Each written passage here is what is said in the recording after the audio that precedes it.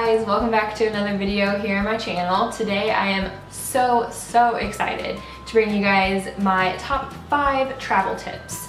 Funny story, I was actually supposed to film this video in Amsterdam with Taylor, but we completely forgot about it, and by the time I did remember it, I was already out of Amsterdam. In fact, I might have already been on my way back here to the US. I'm not quite sure, I don't remember when it was, but unfortunately, that means you guys are only getting my tips. It was supposed to be a top 10, but fingers crossed we'll do that one sometime. I do actually have them all written on a piece of paper here, so if I keep looking down, I'm sorry, that is what I'm looking at. I found that all of these tips enhance my traveling experience in some way or the other, either making me feel more connected to the area I'm in or literally just being able to find my way around the area I'm in. Which brings me to my first tip, which is very broadly named apps. Depending on your phone, your service, whatever you do when you end up traveling, you may or may not have data while you travel. So the number 1 app I recommend is called maps.me. This is an amazing app that some fellow travelers I met while I was in southern Italy told me about. And while you have Wi-Fi, you can go in and download the maps for the area that you're going to be in. So like you can download it for a whole country or whatever, so that whenever you do not have data and you're just walking around trying to figure out where the heck you are, you can simply pull up the app, select wherever you're trying to go, and it'll give you directions without using any of your data, which is an absolute lifesaver if you don't have data. The second app that I recommend is Google Maps, which kind of goes along with the maps.me, but it does work better if you have data, but you can also do it if you do not have data. But obviously you just use it like any map app where you type in where you want to go, and they have excellent public transportation information on this app, and that's why it is one of my favorites to use. Since when I travel, I do have data, so I normally use the Google Maps. But if you do not have data, you can, while you're on Wi-Fi, download the directions, and then as you go, it won't use any of your data if it's already loaded, so bonus tip. The third app I recommend is going to be WhatsApp, and this is for people who do not have iPhones or Facebook Messenger, I guess. I don't know, it's just another way to be able to talk to people if you're not in the same country with them. You do have to have Wi-Fi to use it, or data, which kind of stinks, but there's so much free Wi-Fi at restaurants and cafes now, it's pretty easy to keep in contact with everybody. The other app I recommend are any of the airlines you're going to be flying on. Download the app for that specific airline. This is going to help you so much. You can check in on the app, you can have your boarding pass on the app, you will get flight updates, you will know right away if anything is delayed or gate changed or anything like that. It's just, get it. That's all I can say. Along with that is also housing apps. So my favorite are Airbnb and Hostel World. I just think they have the absolute best apps, and also I stay with them most of the time anyways. They have the address, you can get in contact with the host you're staying at, specifically talking about Airbnb there. You can get directions to wherever you're staying, everything is in it. It's great, I love that. The final app I recommend is really more for your loved ones, I guess, or if you are a loved one. Life 360, and it's an app where you and whoever else you include in your family or your friend group can see where you are at all times. You can check in specific places, they can track where you've been in the last week, month, whatever, which sounds a little creepy, I know, and it's weird that my dad constantly knows where I am. But when you are traveling, I think it is pretty important for people to be able to see where you are at all times. One, it's just kind of fun to be able to track, for other people to be able to track your travels if they're not here with you. 2, traveling can be dangerous, so let them stalk you, let them stalk you. My number 2 tip actually has to do with being at restaurants and eating when you're abroad. So I have said this in a vlog before, which I will link up on the screen. It was while I was in Athens, Greece, just a few months ago. I think that traveling means learning the culture, being a part of the culture, seriously experiencing the country and not just being a visitor in it.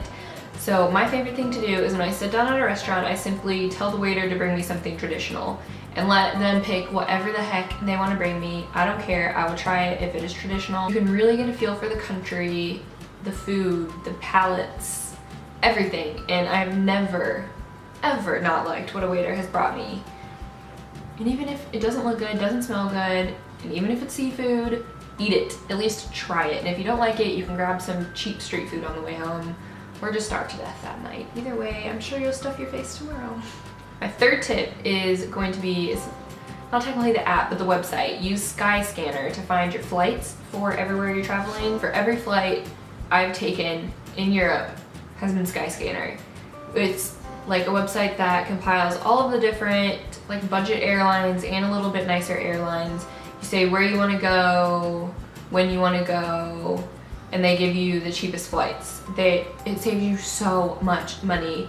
Most of the time it will end up being EasyJet flights, which kind of sucks, but it's like a round trip across Europe for like 200 euros, so you're fine. My fourth tip is simply to be flexible. I have done a few solo trips. I tend to keep I have a light itinerary of the places I want to go. I have my first couple of nights and transportations booked. But besides that, I wait until I get to the last destination to book my next place. Because a lot of times you end up meeting up like randomly with people that you end up loving, love hanging out with, love traveling with, and they're going to one place and you might be going to a completely other place. Why not just go together? Like, it's awesome to just be able to book a trip to Berlin, like randomly if you're in Italy and that's where the people you met up are going, or if you heard of an awesome festival in some other country or city that you weren't planning on going to next.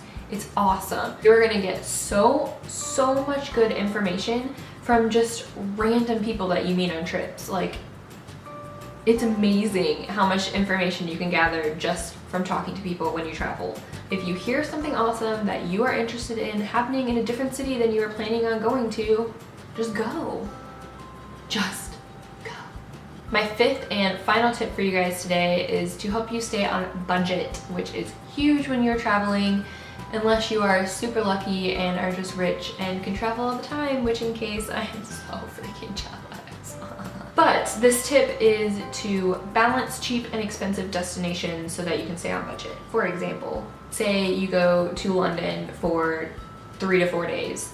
London is a super expensive city. It is awesome. I love London, highly recommend it, but it's a very expensive city. So if you go over budget for those days that you're there, all you have to do next is, again, kind of goes with be flexible one, but all you have to do is go to a cheaper destination next. So Greece.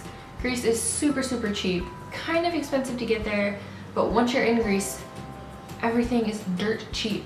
It is awesome, and it is so easy to get your budget back on track if you do something like that. So you spend over in London, you go to a cheaper destination, and then you spend way less than you had budgeted for every day, so that by the time you leave that cheap destination, your budget is completely balanced out and you are right back on track where you were supposed to be, so that you can go on and enjoy the rest of your travels. Guys, that is it. That is my 5 travel tips I have for you today.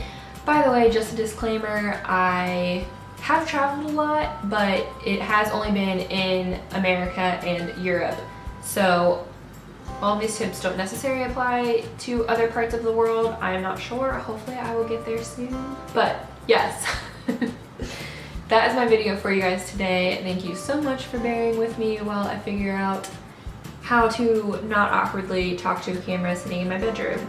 A little different than the vlogs that I had been doing. I hope that in some way these tips can help you with your next travels and just get out there, go see something. Even if it's 30-45 minutes away from your house, you can still do a lot of these things and help it enrich your travels and everything. I will see you guys in my next video.